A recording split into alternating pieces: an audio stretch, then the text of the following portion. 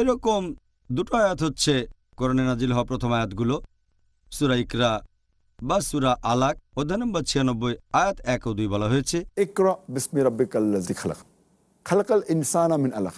পড়ো, পাঠ করো, ঘোষণা করো তোমার প্রতিপালকের নামে যিনি সৃষ্টি করেছেন মানুষকে জোকের মতো ঝুলে থাকা একটা বস্তু থেকে। আরবি শব্দ আলাকা মানে যেটা ঝুলে থাকে, আরেকটা অর্থ জোকের মতো বস্তু। প্রফেসর কিতমুর বললেন, আমি এটা জানি না যে ভ্রূণের প্রাথমিক অবস্থা কেমন থাকে। ভ্রূণ মানে মানব সন্তান যখন প্রাথমিক অবস্থায় মায়ের গর্ভে থাকে। ভ্রূণবিদ্যা হচ্ছে মানুষ জন্মানোর সেই বিদ্যা নিয়ে চর্চা। তিনি বললেন, আমি জানি না প্রাথমিক অবস্থায় মানব ভ্রূণ একটা জোকের মতো দেখায় কিনা।